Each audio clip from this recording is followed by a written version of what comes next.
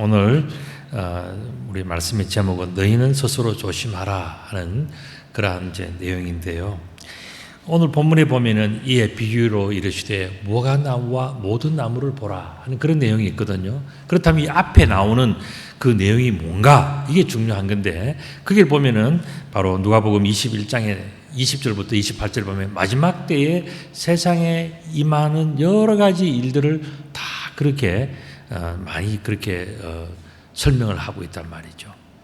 바로 그 내용에 대한 비유, 바로 그것이 오늘의 내용입니다. 그렇게 볼 때 오늘의 본문은 마지막 때에 관한 비유, 바로 이것이 주제라고 볼 수가 있겠습니다. 그래서 다시 한번 29절을 보신다면 이에 비유로 이르시되 무화과 나무와 모든 나무를 보라. 그러니까 무화과 나무와 모든 나무 속에 마지막 때에 하나님의 나라에 대한 비유가 들어있다는 겁니다. 참 놀랍지 않습니까? 그것을 예수님께서 오늘 우리들에게 말씀해 주시는 거예요. 무화과나무 비유와 그 다음에 모든 나무의 비유, 이것을 다 합치면은 나무를 통해서 마지막 때에 어떤 일이 생길 것인지, 마지막 때에 하나님 나라는 어떻게 우리들에게 임하는 것인지, 이런 것들을 예수님께서 직접 설명해 주신다는 거예요. 너무 신기하지 않아요? 나무에 무슨 비밀이 있나?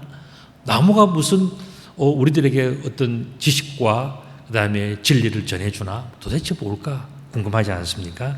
여러분들 오늘 보면 무화과나무와 모든 나무라 그러는데 무화과나무를 보면 저는 잘 아시죠? 무화과나무 잎사귀는 초록색이고 나중에 열매가 익으면 빨갛게 자줏빛이 되는 참 맛있는 무화과나무의 특징이 뭐죠? 여러분들? 무화과, 꽃이 없다는 거예요. 다른 모든 것들은 어떻게 됩니까? 상식적으로 꽃이 생기고 난 다음에 열매가 생겨요. 여러분들 이맘때쯤 되면 여러분들이 막 이렇게 열매 꽃을 드신 적이 아마 있을 거예요. 혹시 여러분들 감꽃 기억하십니까? 감 생기기 전에 감꽃이 피지 않습니까? 감꽃이 피고 난 다음에 그것이 이제 열매가 생기면은 꽃은 떨어지고 이제 감이 점점 자라서 가을에 감이 되는 거예요. 그러면 그 감 꽃잎은 떨어지면 어떡합니까? 우리가 주워서 먹기도 하고 먹거리도 하고 뭐 이렇게 해가지고 하지 않습니까? 그것처럼 세상에 있는 거의 모든 열매들은 꽃이 피고 그다음에 꽃 속에 들어있는 씨방이 나중에 점점 커져서 그게 열매가 되는 거예요. 그죠? 그런 시스템을 가지고 있지 않습니까? 근데 그것을 파격적으로 깬 것이 뭐냐? 꽃이 없는 무화과. 그 무화과는 열매 속에 꽃이 있단 말이죠. 겉으로는 꽃이 보이질 않아요. 열매만 보이는 겁니다. 그리고 그 밖에 있는 모든 나무들은 다 뭐냐 하면은 나무들은 꽃이 피고 그래서 씨앗을 맺고 다 그렇게 해서 살아가는 이 자연 환경 그 속에 놀라운 하나님 나라의 비밀이 있다. 이제 그 이야기입니다.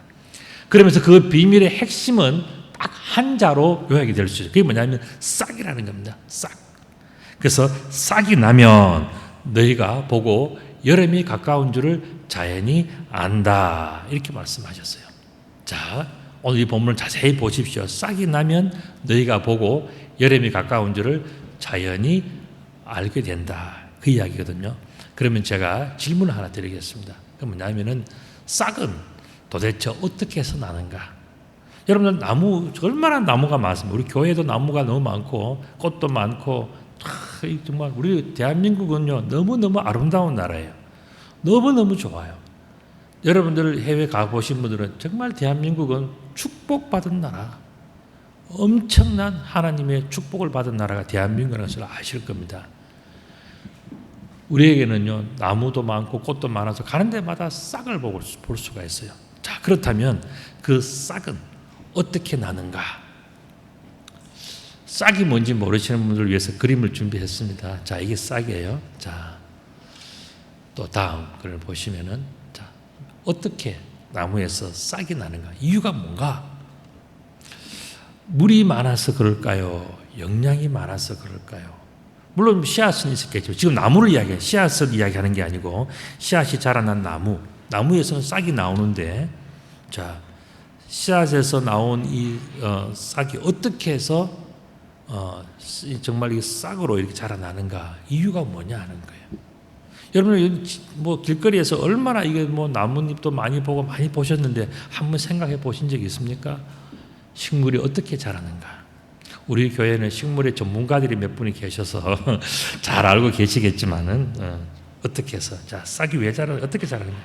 모르시는 분들을 위해서 제가 힌트를 제가 두 가지를 드리겠습니다. 첫 번째 힌트는 뭐냐? 싹이 자라는데 가장 필요한 게 뭔가?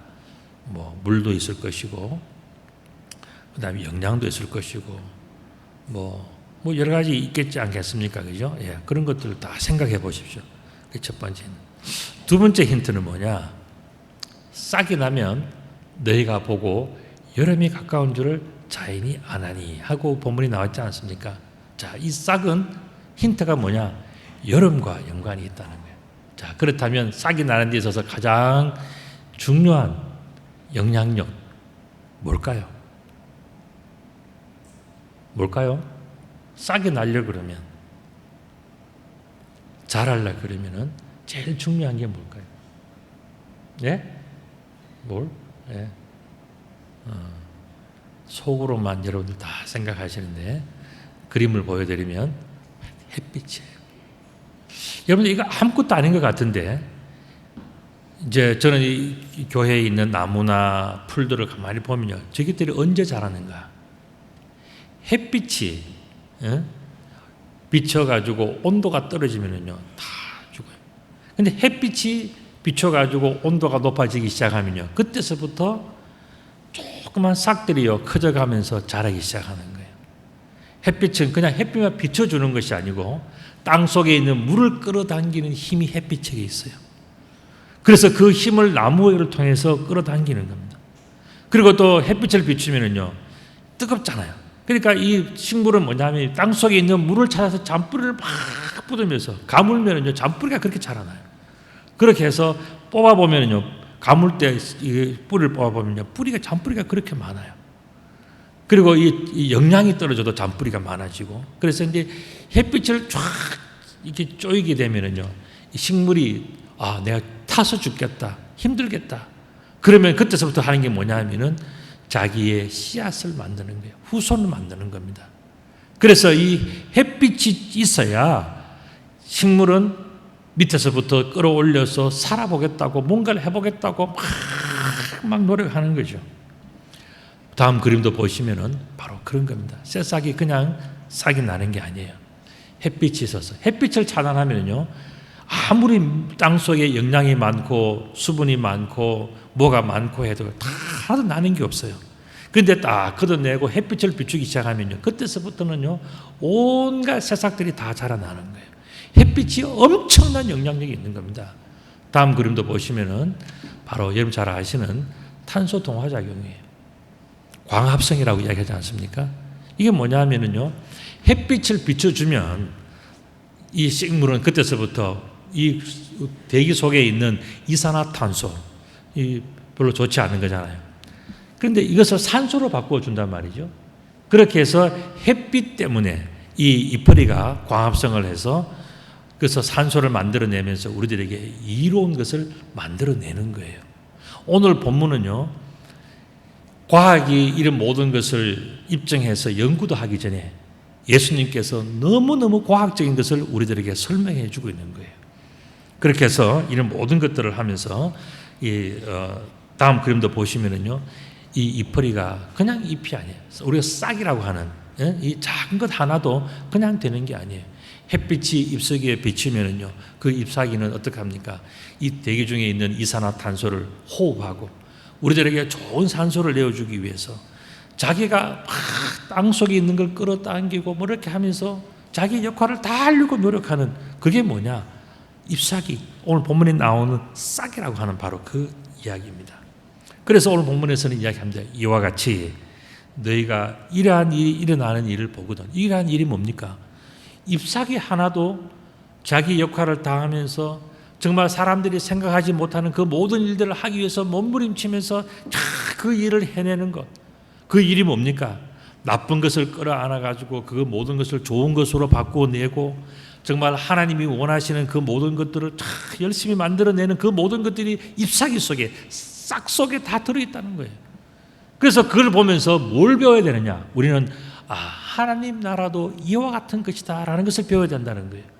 자연을 보고 잎사귀를 보면서 우리가 배우는 게 뭐냐면 하나님 나라가 이 잎사귀 속에 들어있다는 거예요. 잎사귀 자라나는 그 비밀 속에 하나님의 나라의 비밀이 들어있다는 것을 말해요. 자, 그렇다면 좀 더 구체적으로 이런 일이 뭔가? 그것은 아까 말씀드린 것처럼 그림에서 보는 것처럼 바로 햇빛이 비추어서 잎사귀가 정말 우리들은 그냥 잎사귀라고 생각했는데 그게 아니라 나쁜 모든 것들을 끌어안고 마셔서 좋은 것을 내주는 엄청난 그 일이 뭐냐? 그게 바로 하나님 나라의 비유의 한 장면이에요. 잎사귀 속에 식물의 나무의 잎사귀 하나에 그 하나님 나라의 비밀이 들어있다는 거예요. 이것은 결국 뭡니까? 자연을 통한 하나님 나라에 대한 과학적인 입증을 지금 예수님 말씀하시는 거예요.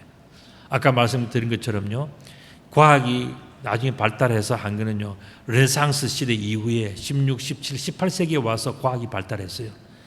그로부터 1600몇 년 전에, 1700년 전에 예수님은 이미 뭐냐면 과학자들이 알고 나중에 알은 그것을 예수님은 오래전에 이미 말씀하신 거예요. 뭐냐면은 잎사귀에 과학이 들어있는데 그 과학을 알면은 하나님 나라에 대한 비밀도 알 수 있다. 예수님은 정말 탁월하신 분이에요. 하나님 나라의 비밀이 그 싹 속에 들어있다는 겁니다. 좀 더 구체적으로 말씀드리면 어떻습니까? 햇빛이 무화과 나무에 비치면 무화과 나무는 어떻습니까? 열매를 맺는다는 거예요.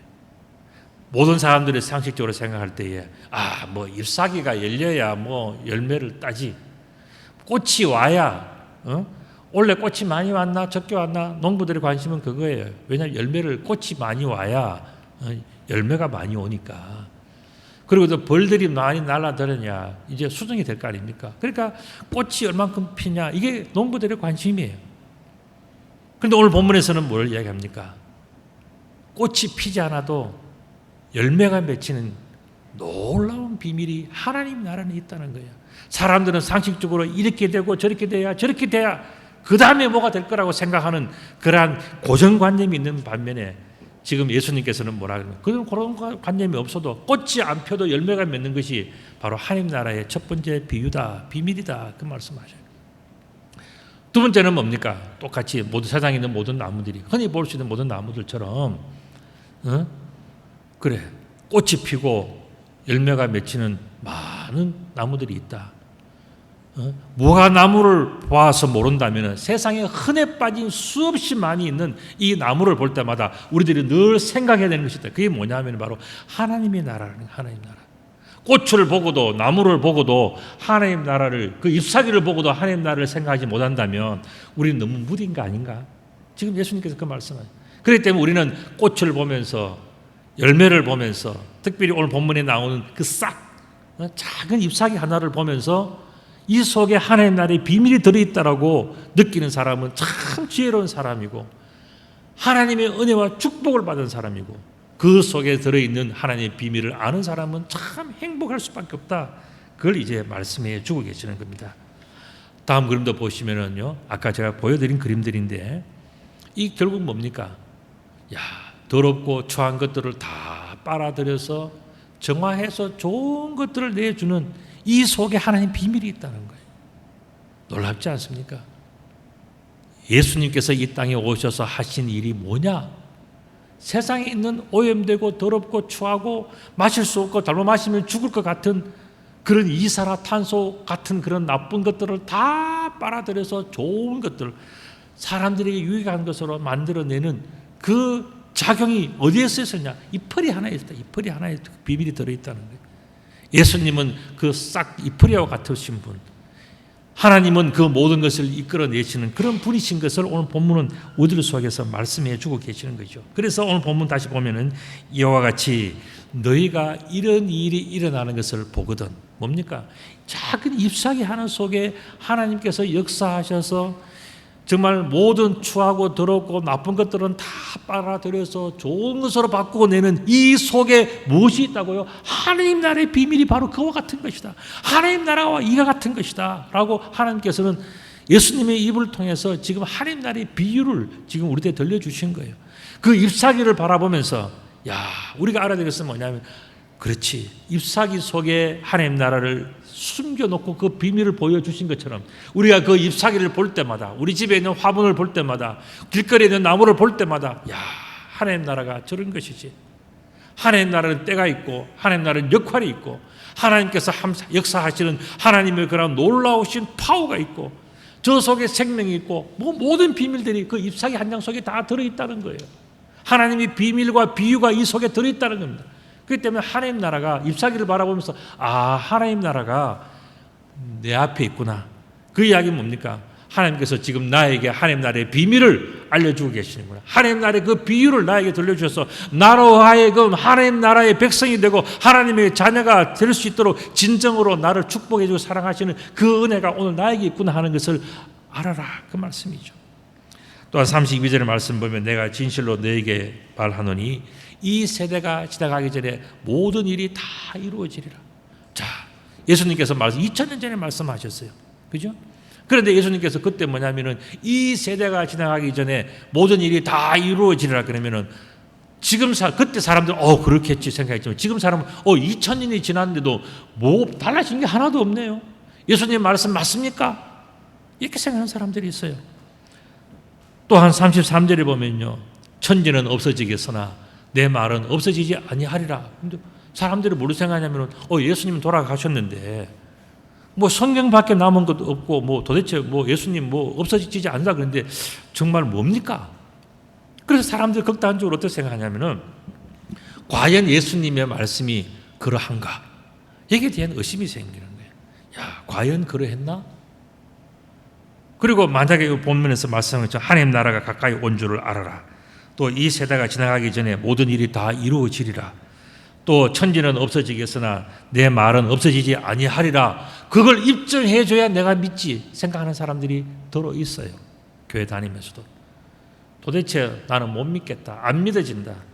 그런 사람들은 속으로 아직 안 믿기로 작정하고 그냥 있는 거지. 그래서 모든 게 다 안 보이고 안 들리고 안 믿어지고 그런 거죠.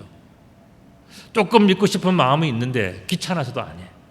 그래서 뭐냐면은 어쨌든 간에 나를 납득시키면 내가 믿는다.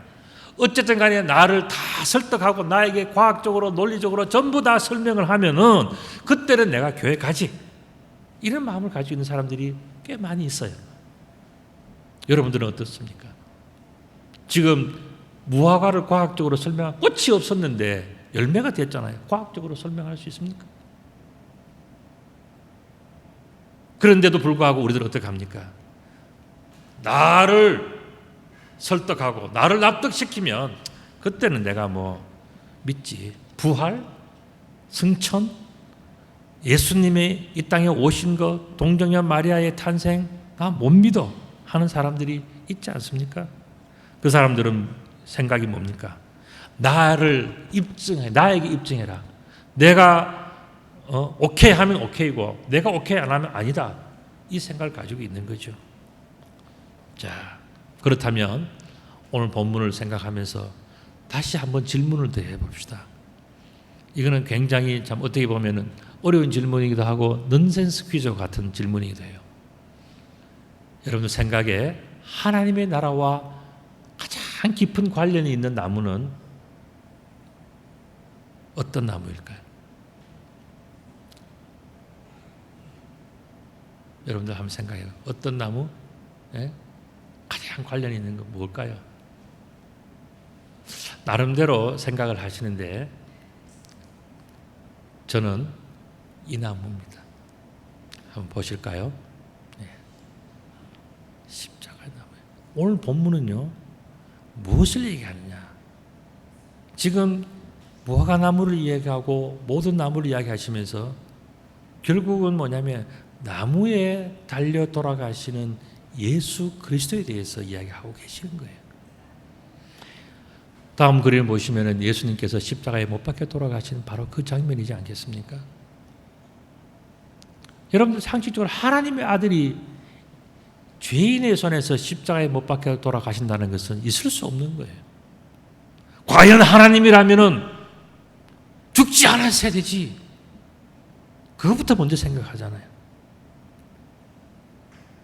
그런데 하나님은 어떻게 하셨습니까? 마치 꽃도 피지 않는 열매가 있듯이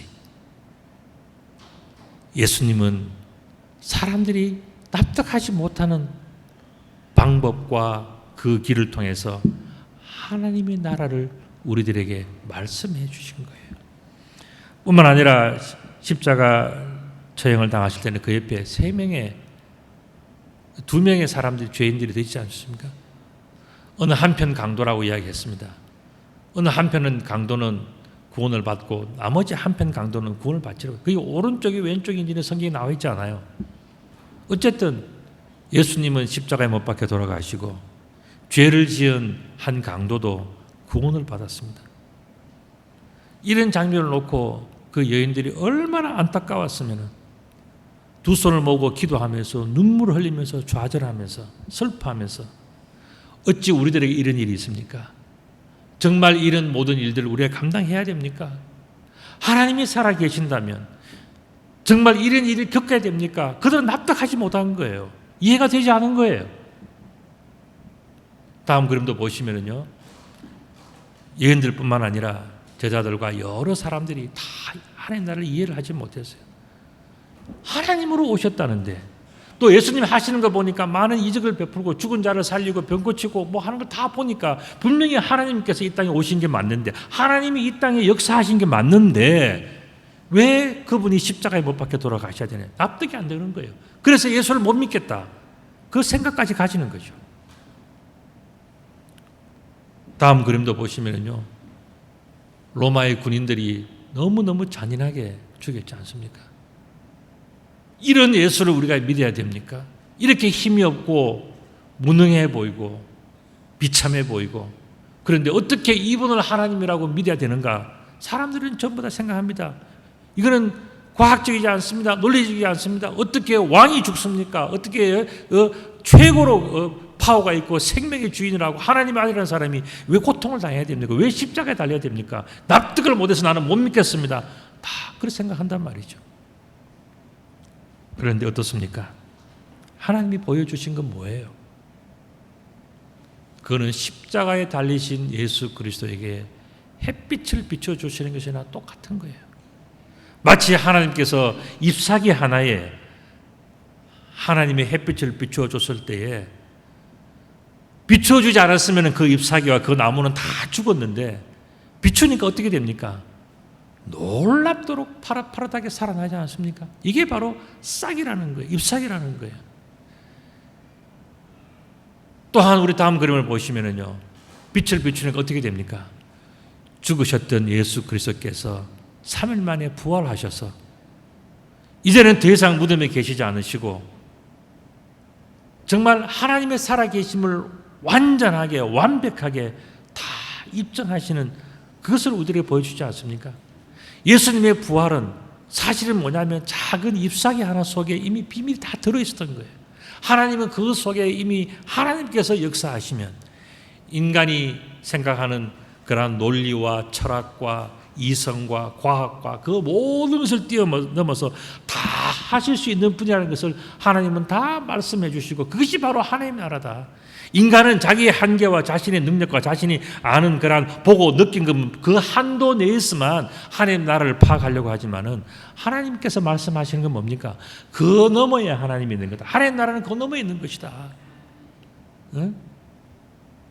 그것을 예수님을 통해서 다 우리들에게 말씀하시는 본문이 바로 오늘 이 본문이에요. 예수님의 부활뿐만 아니라 예수님의 승천도 마찬가지예요. 우리는 보지 못했다. 어떻게 사람이 승천할 수 있느냐? 여러분들 구약 성경에 엘리야도 승천했어요. 그런데 우리가 보지 못했다고 믿지 않겠다. 나를 납득시켜라. 부활을 나를 납득시켜라. 승천을 납득시켜라. 그러면 내가 믿어주겠노라 하는 것은 뭐냐면 굉장히 교만한 거예요. 만약에 부활과 승천이 없었다면 오늘날의 기독교는 이 세상에 존재할 수가 없었던 거예요. 많은 사람들이 기적을 보고 많은 사람들이 하나님의 살아계심을 보았기 때문에 그들은 목숨을 바쳐 순교하면서까지 이 기독교에 대해서 헌신했던 것이죠. 그래서 기독교가 있었던 거예요. 그렇게 볼 때 햇빛이 무화과 나무에 비치는 것, 이건 무엇을 상징합니까? 십자가에 달리신 예수 그리스도. 그래서 그 예수 그리스도로 말미암아서 이제는 하나님 나라가 어떤 것인가를 우리는 알게 된 거예요. 예수님은 십자가에 달려 돌아가시기 전에 이제 예루살렘에 이제 들어가시는 그 본문이거든요. 이제 곧 예루살렘에 들어가셔요. 들어가시기 전에 자신이 어떻게 죽으실 것과 어떻게 살아날 것인가를 잎사귀 한 장으로 예수님은 설명하신 거예요. 정말 예수님은 비유의 대가예요. 그리고 그 모든 비밀을 얼마나 과학적으로 명쾌하게 우리들에게 설명한지 몰라요. 그런데 사람들은 어떻게 합니까? 마음이 높아져서 나를 납득시키고 나를 이해시키면 그 후에 믿겠다라고 하는 교만을 가지고 있어요. 우리는 이런 것을 내려놓아야 한다는 것입니다. 예수님께서 십자가에 못 박혀 돌아가시고 모든 사람들이 그렇게 하고 난 다음에 하나님께서 역사하실 때는 어떻게 됐습니까? 그 십자가는요, 이제는 승리의 십자가 되는 거예요. 골고다 언덕에 있었던 이 세 개의 십자가는요, 예수님으로 말미암아 승리의 십자가. 하나님께서 함께 하실 때에 그는 더 이상 수치스러운 자리가 아니라 정말 승리의 십자가, 승리의 계가를 부를 수 있는 엄청난 축복의 모습이 바로 이 모습이지 않습니까? 그래서 예수님은 잎사귀 하나 속에 하나님 나라의 비밀이 들어있다. 겸손한 자에게는 그것이 보이고 스스로 겸비한 자에게는 그 모든 비밀을 알 수 있다. 이걸 말씀하고 계시는 것이죠. 자, 이렇게 볼 때에 예수님은 약속대로 다 이루셨어요. 하나님은 약속대로 모든 것을 다 이루었습니다. 그렇기 때문에 그러므로 이제 마지막으로 우리들이 살펴볼 게 있어요. 자, 하나님께서 예수님을 통하여 이 모든 것을 성취하지 못하셨다면 우리들은 예수 안 믿어도 돼요. 그러나 만약 오늘 본문 말씀대로 사람들은 할 수 없을 거야, 사람들은 이게 안 될 거야 라고 생각했지만은 잎사귀 한 장 속에 들어있는 그 비밀처럼 또한 그 비유처럼 하나님께서 모든 일들을 하셨다면 이제는 상황이 달라지는 거예요. 세상이 달라지는 거예요. 그 내용이 오늘 본문 34절에 있습니다. 그게 뭐냐면은 너희는 스스로 조심해라. 자, 하나님은 약속을 지키셨다. 하나님은 모든 것을 이루셨다. 마치 사람들은 꽃이 있어야 열매를 맺지, 뭐 이래야 저래야 하지 그런 인간의 모든 생각과 말을 할 때 하나님은 어떻게 하셨습니까? 그거 전부 아니다. 그 너머에 하나님께서 역사하시면 죽은 자도 살아나고 하나님께서 역사하시면 부활과 승천이 있고 생명이 있고 구원이 있고 죄의 용서가 있다. 세상의 모든 악한 것들도 다 끌어서 좋은 것으로 바꿔놓는 그것이 바로 하나님의 능력이 아니겠느냐. 그 능력이 있다는 것을 믿어야지. 어떻게 세상이 더러운데 깨끗해집니까? 어떻게 죄인이 구원을 받을 수 있습니까? 어떻게 한 사람이 죽음으로써 많은 사람들이 전부 다 나음을 입을 수 있습니까? 그런 어리석음을 하지 말아야 된다는. 그래서 우리들에게 말, 너희는 스스로 조심해라. 이 말은 너희들은 모르면서 자꾸 말하지 말고 믿어라. 그 이야기거든요.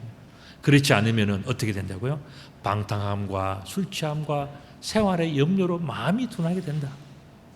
여러분들, 방탕함과 술 취함과 이 마음이 염려가 많은 사람들 왜 그런지 아십니까? 그거는요, 자기를 바라보기 때문에 그래요. 우리가 하나님을 믿는다 하면서도 늘 자기를 바라보니까 자기 속에 답이 안 나오잖아요. 그러니까 어떡합니까? 술을 마셔야 되고. 그러면 해결이 될까? 그 다음에 내가 또 방탕하게 한번 놀아보면 내가 잠시 잊어볼까? 다 자기를 생각하기 때문에 해답이 없는 거예요. 그런데 오늘 본문은 뭐라 그럽니까? 잎사귀가 자기를 아무리 쳐다보는데 그게 무슨 답이 있겠냐? 그러니까 이게 뭐냐면은 결국 잎사귀는 뭐냐? 하늘을 바라보고 햇빛을 바라볼 때 그때 자기가 하지 못하는 놀라운 역사를 발휘할 수 있다. 그렇기 때문에 우리는 그 잎사귀를 보면서 우리는 겸손해진다. 스스로 조심해야 된다. 말도 조심하고 행동도 조심하고 그렇게 해서 우리가 늘 믿음의 삶과 믿음의 고백들과 믿음의 언어와 믿음의 행동들을 하며 살아야 된다. 그걸 말씀해요. 왜 그런가? 뜻밖의 그날이 뜻과 같이 우리들에게 임할 것이기 때문에 우리는 자신의 삶에 있어서 참 조심스럽게 잘해야 된다. 이날은 온 지구상에 거하는 모든 사람에게 임하는 것이기 때문에 피할 수도 없다. 이러므로 너희는 장차 올 이 모든 일을 능히 피하고 인자 앞에 서기 위해서 항상 기도하며 깨어 있어라 그랬습니다. 우리가 정말 이 어렵고 힘든 일에 어떻게 하면은 내가 바르게 살아갈 수 있을까? 내 정말 해결되지 않는 이 모든 문제들을 놓고 내가 정말 이 어려움을 극복하면서 정말 하나님 앞에서 참으로 내가 정말 살아날 수 있고 다시 한번 출발할 수 있고 하나님 안에서 내가 다시 거듭나서 이 모든 일들을 정말 제대로 다시 한번 멋있게 살아볼 수 있는 그 방법은 무엇일까 고민하는 그 사람에 대해서 예수님은 말씀하셨어요. 힘들고 어렵냐? 그럴 때라도 항상 기도해라. 좋을 때만 기도하지 말고 또 아니면 나쁘고 힘들고 어려울 때만 하지 말고 항상 좋을 때나 슬플 때나 언제나 항상 기도하는 습관을 가지라. 그리고 뭐냐면 또 하나는 깨어 있으라 그랬어요. 여러분들 잠자는 걸 왜 잠잡니까? 피곤해서 자는 거예요. 그런데 예수님께서는 뭐래요? 피곤하지 말고 범사에 감사하고 항상 즐거워하면서 오늘은 이것이 안 되지만 내일은 되는 방법이 있을 거다. 내일은 해가 뜨면 뭔가 새로운 사람이 있고 새로운 길이 있고 새로운 하나님의 역사가 있을 것이다라고 믿고 그 길을 나아가는 것이 뭐냐? 깨어있는 삶이에요. 그렇기 때문에 예수님께서는 너희들의 능력과 너희들의 생각만 보지 말고 너희들이 이야기하고 주장하는 그 과학만 이야기하지 말고 뭘 해야 되냐고요? 하나님 앞에 나는 작은 잎사귀 하나입니다. 이 속에 하나님께서 역사하시면 놀라운 것을 만들어내실 줄로 믿습니다라고 고백하며 나아가는 것이 뭐냐? 그게 바로 항상 기도하고 깨어있는 삶이라는 거예요. 예수님 우리들에게 그렇게 살으라고 말씀하셨어요. 그렇게 볼 때 성경은요 과학입니다라고 이렇게 설명을 드리기도 싶은데 사실 과학입니다 정도가 아니고요. 성경은 대단한 진리입니다.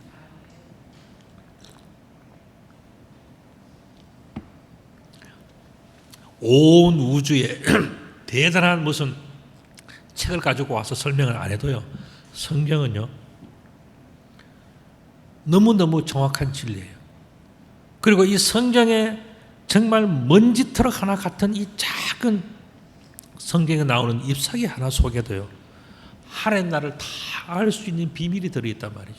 그러니까 이 성경은 정말 진리 중에 진리예요.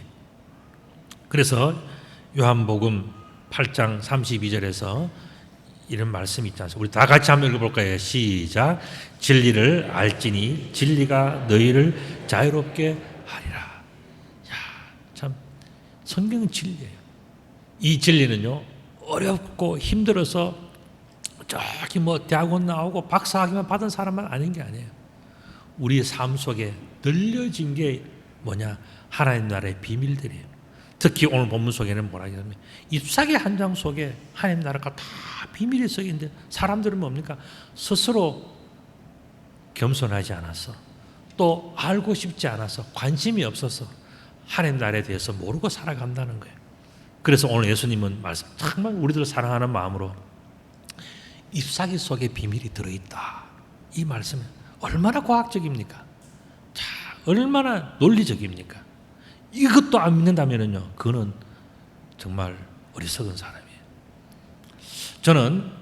저는 이제 여러분들이 보시기에는 제가 염색을 해서 젊어 보일지 모르지만은 제가 나이가 꽤 되는데 제가 어렸을 때에 내가 들었던 노래 있는데 그걸 지금도 기억하는 게 하나 있어요. 그 유행가인데 그 노래를 부른 사람은요 누구냐 하면은 김추자라는 사람이에요. 그래서 난 다른 가사는 다 기억을 못 하는데 그 사람이 부른 노래 중에 내 마음속에 지금까지도 들려지는 그 가사가 있어요. 그게 뭐냐면은 늦기 전에 하는 거예요. 여러분들, 야, 나는 어렸을 때 나는 다른 가사는 하나도 기억이 안 들어와. 그런데 그 사람이 부른 노래 중에 하나가 뭐냐면은 바로 그거야. 늦기 전에. 그런 어렸을 때부터 저는 그 생각을 가지고, 그래서 나도 뭔지는 모르겠는데 늦기 전에 나도 뭔가 해야 되겠다. 그런 생각을 가지고 있었거든요. 여러분들, 늦기 전에 여러분들이 하나님 앞에서 하실 수 있는 일은요, 망설이지 말고 하세요.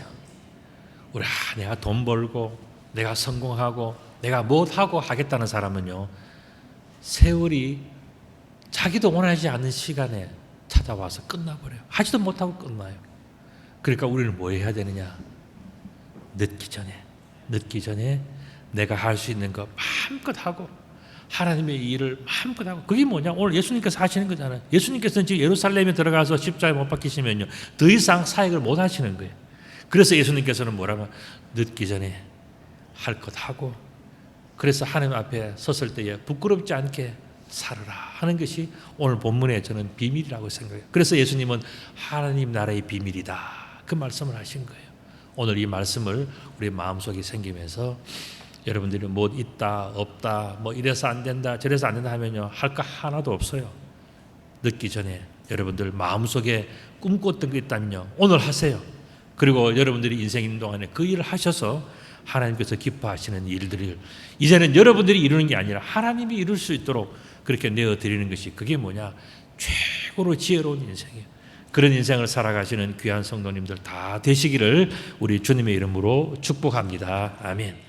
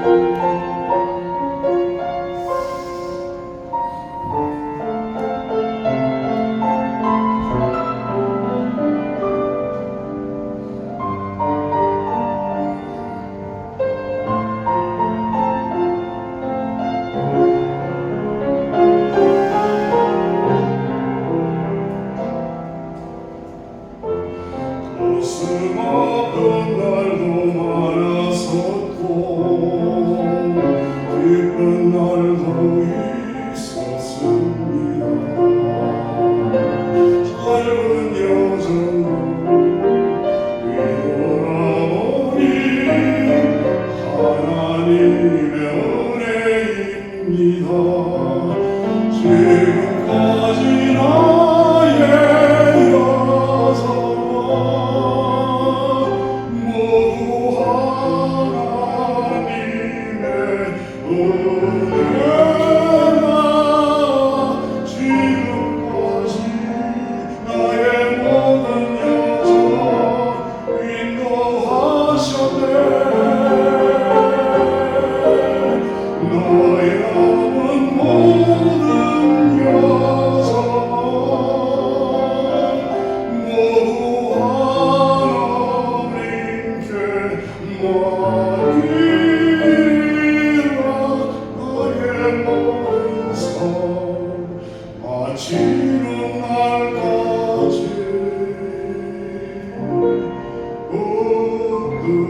주시